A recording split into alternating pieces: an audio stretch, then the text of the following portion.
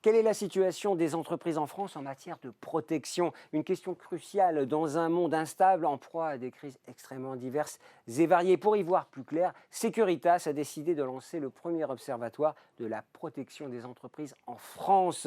Une première dans notre pays en partenariat avec l'institut de sondage notamment Harris Interactif. Une étude a déjà été publiée fin de l'année 2020. Alors, acteur majeur dans le domaine de la sécurité privée, Securitas nous offre ainsi des éléments sur la situation chez nous, dans notre pays, d'une pertinence assez rare et surtout utile pour toutes les organisations et les entreprises. Voilà mes invités autour de moi. Luc Guillemin, président de Securitas France. Bonjour Luc. Bonjour. Et bienvenue. On va parler sécurité, sécurité privée, comment les entreprises s'adaptent et font face.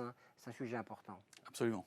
En face de vous, Corinne Louis, directrice générale expérience client, marketing et communication. Bonjour Corinne. Bonjour. On va parler de cet observatoire et de l'étude et évidemment l'experte d'Harris Interactive, Marion Desremeaux, directrice d'études chez Harris Interactive. Alors Luc, première question pour vous. Quels sont les enjeux de sécurité des entreprises en France? Alors, je commencerai par deux constats sur le marché de la sécurité privée. Le premier, c'est qu'on est sur un marché en croissance depuis de nombreuses années. Et paradoxalement, sur ce marché en croissance, on a du mal à recruter et on est en permanence en recherche de 10 000 agents de sécurité dans la profession, ce qui démontre qu'en fait notre secteur n'est pas attractif. Et puis le deuxième constat, c'est que vraiment la pression sur les prix est terrible sur ce marché-là, la concurrence est très forte et du coup la rentabilité des entreprises est très faible. En 2019, avant la crise sanitaire, un tiers des entreprises de sécurité privée perdaient de l'argent, ce qui est quand même assez impressionnant. Et donc la capacité de ces entreprises à investir est très faible. Face à ces constats, il y a deux enjeux essentiels. Le premier, c'est mieux réguler le marché de la sécurité privée et notamment arrêter ou vraiment réduire la sous-traitance en cascade, qui est un phénomène terrible qui amène finalement à de la précarité sociale pour nos agents de sécurité. Et puis le deuxième enjeu, c'est revoir les classifications, créer une vraie filière, des parcours pour les agents afin de rendre notre secteur attractif. Et il faut accompagner ces changements avec une revalorisation significative des rémunérations des agents de sécurité privée. Voilà, ce sont les deux enjeux majeurs sur lesquels, avec le groupement des entreprises de sécurité, qui est le syndicat représentatif des entreprises de sécurité au niveau de la branche, on travaille ardemment. Renforcer l'attractivité, la formation, évidemment, il y a du potentiel dans ce secteur. Quel est le rôle de la sécurité privée dans la sécurité globale, justement? Alors quand on parle de sécurité globale, souvent, on a d'un côté les forces de l'ordre publiques, c'est 250 000 personnes en France, avec des gendarmes, la police nationale, la police municipale, et puis de l'autre côté, 180 000 agents de sécurité privée. Et historiquement, ces deux composantes avancent en parallèle, mais ne se parlent pas beaucoup. Et il faut vraiment qu'il y ait un effort de coordination entre forces de sécurité publiques et privées pour arriver à créer le fameux continuum de sécurité dont on parle beaucoup, mais qui concrètement encore a du mal à se manifester. On en prend le chemin? La sécurité privée et les entreprises de sécurité privée doivent vraiment monter en gamme, proposer des services à plus forte valeur ajoutée, de manière à devenir plus crédibles aux yeux de l'État. Et quand on aura cette crédibilité, l'État sera en confiance pour confier des missions, de nouvelles missions aux entreprises de sécurité privée, et finalement se concentrer sur les enjeux des forces de l'ordre public, qui sont lutter contre l'insécurité et la menace terroriste. Deux sujets importants aujourd'hui. Je me tourne vers Corinne qui va ajouter quelque chose. Pourquoi avoir lancé cet observatoire qui répond, j'imagine, à ce que vient de nous dire Luc? En termes de communication, il y a une multitude de raisons pour lancer un observatoire. Je vais en évoquer deux avec vous aujourd'hui. La première, c'est notre raison d'être. Nous sommes chez Securitas ce que nous appelons une entreprise à mission. Notre mission est de protéger les personnes et les biens chez nos clients. Et nous avons en 2019, hasard du calendrier, retravaillé ce sens de la mission. Et nous confirmons notre mission auprès de nos clients, à qui nous disons nous nous engageons à vos côtés. Et cet observatoire, c'est le moyen pour nous d'aller au-delà de nos clients et de convaincre toutes nos parties prenantes de l'intérêt du rôle social et économique de Securitas. Puis la deuxième raison sur laquelle je voulais venir aujourd'hui, c'est le leadership. Securitas est leader sur son marché depuis de nombreuses années. Il est de notre responsabilité de proposer ce type d'observatoire, d'apporter un éclairage sur les évolutions sociétales, mais aussi sur les attentes des entreprises en termes de protection. Une conviction quand même, c'est que la sécurité reste une problématique forte dans les entreprises. La sécurité est une problématique forte des Français. Oui, Dans d'abord D'abord des Français. Et donc, notre rôle, est, comme le disait Luc, est de participer à la sécurité en général dans la société, Mhm. avec des clients qui ont des besoins de sécurité évidemment très très forts. On voit bien qu'il y a un rôle à partager entre les puissances publiques et les entreprises privées comme Securitas. Marion, est-ce on peut rentrer plus avant dans cet observatoire qui est passionnant, hein, vous le verrez, des chiffres absolument éclairants sur la situation en France. Tout d'abord, la méthodologie concernant cet observatoire et cette étude plus précisément. Oui, tout d'abord, les personnes qu'on a interrogées, on a été interrogé 300 décideurs en entreprise, DG, DGA, responsables de la sécurité, responsables des services généraux, dans un grand nombre d'entreprises françaises de tout secteur d'activité et toute taille confondue à partir de 10 salariés. Donc un échantillon vraiment représentatif qui va nous permettre de vous donner des enseignements sur les risques auxquels les entreprises se sentent exposées aujourd'hui, la manière dont elles se sentent ou non protégées, quels sont, selon elles, vraiment les enjeux de protection pour demain. Une conviction, là encore, hein, pour rebondir à ce que je vous disais, Corinne, la sécurité, ça concerne la TPE et le grand groupe. Ah, ça concerne toutes les entreprises. Après, en termes d'intensité, c'est vrai que plus on grandit, plus on a tendance à Si se on dire a un qu'on site est exposé. industriel de plusieurs milliers de kilomètres carrés, évidemment, c'est plus compliqué à sécuriser qu'un bureau de 9 mètres carrés. Mais ça, je m'en doute, Marion. Alors, premier enseignement concernant l'étude. Alors, je vais donner les titres, hein, de chaque enseignement et puis Marion va commenter. Entre perception et réalité, des entreprises exposées à de très nombreux risques. En effet, on a testé une liste de 11 catégories de risques, donc très variées, allant des risques pesant sur les locaux ou les infrastructures technologiques, aux risques en termes de réputation, risques socio-économiques, géopolitiques ou terroristes. Donc on a vraiment essayé de cartographier l'ensemble des risques.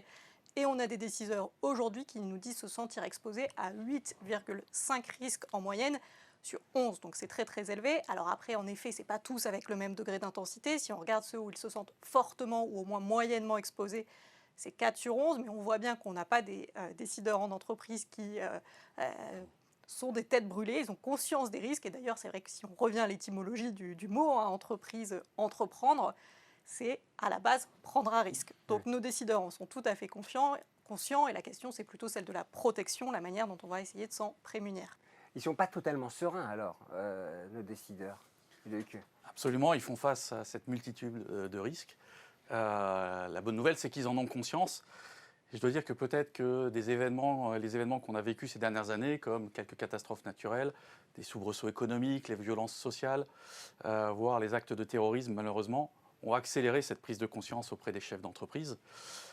Et face à cette multitude de risques, ce que l'on propose toujours quand on va voir un nouveau client qu'on ne connaît pas, c'est de commencer par une analyse de risque pour faire prendre conscience de façon encore plus concrète à notre client face à quel risque il est exposé et quelles sont les importances relatives de ces risques pour lui. Bien sûr. Et ils sont nombreux. 8,5, c'est ça, les entreprises sont exposées. C'est conséquent. Un chef d'entreprise doit adresser pas mal de choses. Absolument. Et c'est pour ça que les réponses en termes de sécurité sont variées d'une entreprise à une autre, puisque toutes les entreprises ne sont pas confrontées aux mêmes risques. Deuxième enseignement, Marion, une crise sanitaire omniprésente, et ça, j'allais dire, ça tombe sous le sens. Alors c'est sûr que la première édition a été conduite en septembre dernier, donc une crise qui était très présente dans les esprits, et donc 2 risques majeurs déjà qui sont identifiés par les décideurs. Le premier, ça va être les risques sanitaires qui pèsent sur la santé mentale et physique des collaborateurs. Vous parliez d'analyse des risques, c'est vrai que c'est des analyses qui souvent sont serrées dans l'entreprise parce qu'il y a un document unique d'évaluation des risques professionnels. Donc on a aujourd'hui près de 9 entreprises sur 10 qui se sentent exposées à ces risques. Et cette crise sanitaire, elle n'est pas aussi sans impact économique. Donc la deuxième catégorie de risques qui est fortement mise en avant dans notre étude, c'est les risques socio-économiques qui sont ressentis par près de 9 entreprises sur 10 et même 1 sur 2 qui nous dit que ce sont des risques importants aujourd'hui. Donc un contexte de crise qui forcément pèse sur cette première édition de l'enquête. De l'enquête. Les risques pour la santé mentale et physique des salariés est aussi important. Alors c'est important et c'est sûr que la crise a réactivé cette dimension, mais de manière générale, on voit qu'avec les RPS ou la santé au travail est un thème qui est vraiment important et qui est remis, on va dire, sur le devant de la scène avec encore plus d'acuité par la crise. On le voit, Corinne, la crise a impacté les risques et la perception des risques en tout cas. Oui, c'est incroyable de voir à quel point l'environnement, la conjoncture fait réagir les dirigeants d'entreprise. Et j'ai envie de dire que c'est très normal. La sécurité, c'est une question de prévention, mais c'est aussi une question de réactivité. Et nous qui avons traversé récemment des crises terroristes sur le sol français, on l'a vu chez nos clients, ils ont instantanément réagi en demandant des agents de sécurité supplémentaires pour protéger leur site. Et quelques années plus tard, lorsqu'on leur pose cette question sur la perception de leurs risques, ils nous répondent d'abord crise économique, ils nous répondent d'abord crise sanitaire, parce qu'on est en 2020 et qu'ils pensent dans un premier temps à la santé et à la sécurité de leurs collaborateurs, et puis ensuite ils pensent à la pérennité de leur entreprise. On est dans un monde en mouvement. Enfin, tous les chefs d'entreprise sont concernés. Ça veut dire un risque succède l'autre. Exactement. En permanence, nous réagissons par rapport à ce qui se passe autour de nous. Troisième enseignement. Notre experte est toujours là, Daris Interactive. Elle va passer en revue tous les enseignements de cette étude. Intrusion. Alors, troisième enseignement, intrusion, réputation et risque informatique demeurent des enjeux de sécurité majeurs. Alors oui, on a des risques conjoncturels, on va dire très très forts, ou en tout cas qui sont très hauts dans notre première édition, sans doute en raison du contexte. On verra dans les prochaines éditions si ça évolue, mais ça n'occulte pas du tout les autres risques qui sont plus consubstantiels à l'activité économique.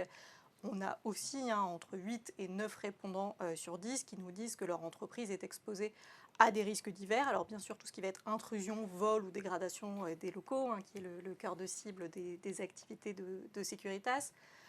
Tous les risques qui vont être liés à la sécurité informatique, la cybersécurité aujourd'hui qui est un enjeu très très important pour les entreprises avec le développement de la data et du télétravail, c'est d'autant plus important. On a les risques qui pèsent aussi sur l'image, la réputation des entreprises qui sont très très forts. Et j'ajouterai également un risque juridique, la question de la conformité qui est très importante aussi pour les entreprises. On voit bien que tout se mêle.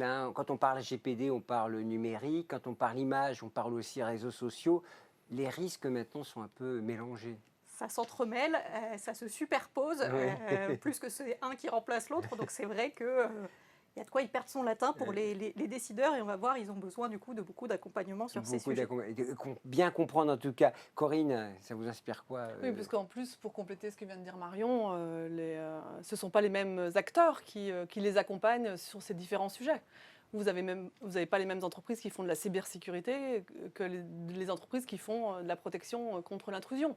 Et ce résultat, c'est simplement le complément du précédent. C'est-à-dire que les décideurs sont aussi très conscients de ce qui peut venir porter préjudice à leur entreprise et qui pourrait arrêter leur continuité d'activité. Et donc, forcément, quand ils parlent à 92% de risques d'intrusion, derrière, ils savent très bien que ça veut dire des risques de vol, des risques de dégradation, et derrière, ça veut dire peut-être de la perte sèche, qui, à la limite, est purement économique, mais ça veut peut-être dire aussi un arrêt de production parce qu'on n'a plus l'outil nécessaire pour faire vivre l'entreprise.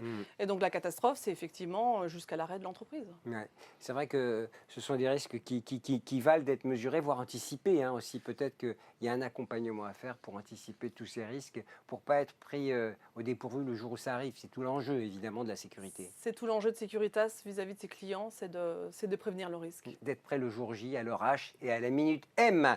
Quatrième enseignement, Marion, un sentiment de protection relatif. Oui, ce qu'on a cherché à savoir, c'est s'il y avait une forme de corrélation qui aurait été un peu idéale avec d'un côté des risques peu probables, peu graves, où on se dirait, bon, on n'est pas beaucoup protégé, mais finalement, ce n'est pas très grave. Et à l'inverse, des risques très importants, avec de fortes probabilités d'occurrence, et où du coup, on aurait une protection très très bonne. Ce n'est pas aussi simple que ça. Loin de là, la corrélation, elle est presque plutôt négative. C'est-à-dire qu'on a des dirigeants qui vont nous dire alors les fuites, les défaillances techniques, les incendies, je me dis, ça a quand même peu de chances d'advenir, mais sur ça, je me sens bien protégée. À l'inverse, les risques dont on a parlé tout à l'heure, que ce soit les risques sanitaires, socio-économiques ou même les risques informatiques et les risques liés à la sécurité des locaux, on a des décideurs qui aimeraient sans doute en être encore mieux protégés. Mais alors vous nous dites d'abord, il y en a qu'une sur 5 qui se sent vraiment protégée et elles ne se rendent pas vraiment compte des risques. Quels risques justement? C'est ce que vous nous dites en creux. Oh, ils ont quand même plutôt conscience des risques. Après, ils ont aussi, comme toute catégorie de risques, c'est dans quelle mesure on peut faire de la prévention sans prémunir totalement. Qui aurait pu prévoir par exemple la situation qui est celle d'aujourd'hui en France? 20% des entreprises se sentent bien protégées. C'est peu ou c'est suffisant? Non, c'est peu. C'est peu. Et finalement, le résultat de cette question, il est assez paradoxal. Voilà, on ne sait pas s'il s'agit d'un problème de perception des dirigeants ou une véritable réalité des entreprises. Voilà, c'est assez étrange. Mais en tout cas, ce que je retiens de cette question, c'est que finalement, on a devant nous un marché qui va encore grandir parce que les besoins sont là. Les entreprises nous disent, les chefs d'entreprise nous disent qu'ils ne sont pas encore suffisamment protégés sur des risques majeurs. Donc on a notre rôle à jouer et certainement encore des parts de marché à aller chercher. Oui, d'ailleurs, l'observatoire et l'étude qui a été menée vont dans ce sens, évidemment, anticiper, mieux comprendre ce qui se passe parce que les enjeux sont tels et les défis surtout et les challenges à relever sont tels qu'évidemment, y voir plus clair, c'est beaucoup mieux et comprendre ce qui se passe. Allez, enseignement numéro 5, parce que nous sommes toujours dans l'étude, hein, il y a beaucoup d'enseignements, il y en a encore un après. Enseignement numéro 5, la qualité du partenariat reste au cœur des attentes des entreprises. Pédagogie indispensable, conseil, expertise technique, c'est ce qu'ils attendent, les entreprises de sécurité. Alors, en effet, une des premières attentes, et ça ne va pas vous étonner, c'est des solutions techniques, technologiques efficaces. Bon, là, on peut se dire qu'on est dans l'ordre de l'évidence. Vous avez parlé de pression des prix, la compétitivité fait partie aussi du trio de tête des attentes. Mais la première, et c'était une vraie surprise pour nous, c'était l'importance de la pédagogie. C'est-à-dire que pour se sentir protégé, on a des dirigeants qui ont besoin de comprendre comment cela s'est fait et ils attendent beaucoup effectivement d'accompagnement, de conseils sur les évolutions législatives, sur les évolutions technologiques dans le secteur pour vraiment faire confiance à leurs prestataires de sécurité privée avec en effet une relation de long terme et de partenariat qui s'installe. Est-ce que c'est un point faible des entreprises de sécurité ou c'est là qu'elles doivent progresser aussi, cette qualité de relation? Alors, les enseignements de l'étude nous montrent qu'en effet, il peut y avoir un décalage entre la réalité et les perceptions, le ressenti des dirigeants. Et pour réduire ce décalage, c'est sûr que la pédagogie peut aider. Pour l'instant, on peut avoir l'impression qu'il y a voilà, une boîte noire dans laquelle les dirigeants ne sont pas tout à fait rentrés. La relation client, Luc, hein, c'est essentiel hein, quand on doit expliquer des sujets aussi graves, aussi prégnants que ceux-ci. Absolument, c'est essentiel. Je crois qu'on doit faire tous un effort de pédagogie très important. Et cette notion de partenariat dans la durée, vous savez, quand vous assurez la sécurité d'une entreprise, d'un chef d'entreprise, vous devez vous inscrire dans cette notion de partenariat sur le long terme. C'est très important. Parfois, d'ailleurs, nous intervenons sur les sites de nos clients quand ils n'y sont pas, la nuit, le week-end. Et donc, pour eux, il peut arriver ça roule, j'ai envie de dire. Ils ne nous voient pas à l'action. Oui. Et donc, ils peuvent se poser à un moment la question de se dire, mais finalement, où est Securitas? Que font-ils? Voilà. Et donc, on doit absolument travailler, dialoguer régulièrement avec nos clients. Et puis, on l'a dit un peu plus tôt dans cette émission, l'évolution permanente des risques fait qu'il faut qu'on ait ce dialogue avec nos clients pour bien comprendre l'évolution des entreprises, l'évolution des menaces auxquelles ils font face, et donc adapter nos services à ces évolutions pour toujours couvrir au mieux les risques auxquels ils font face. Oui, c'est vrai que s'il n'y a pas d'incident repéré, c'est que tout a bien été préparé en amont, tout a bien été organisé. C'est ça, et ça nous laisse le temps pour prévenir la menace suivante. Oui, bien sûr. Oui, c'est ça aussi, c'est travailler très en amont, hein, évidemment, concevoir, imaginer, prévenir et anticiper. Point numéro 6, l'enseignement numéro 6, Marion, are you ready? C'est le dernier. Des entreprises ouvertes aux solutions technologiques et une alliance homme-technologie plébiscitée. Ça veut dire qu'ils veulent de la technologie, mais ils veulent que derrière, il y ait quelqu'un. Il reste de l'humain. C'est vrai qu'aujourd'hui, on a 8 entreprises sur 10 parmi celles qu'on a interrogées qui ont recours à des solutions technologiques pour assurer leur sécurité. La plupart du temps, on va être sur des solutions qu'on va caractériser de simples. On a un peu moins de 2 entreprises sur 10 qui ont des technologies plus avancées. Donc on voit qu'il y a encore une marge de progression dans ce secteur-là. On a des répondants qui voient les apports potentiels des nouvelles technologies, mais aussi les limites.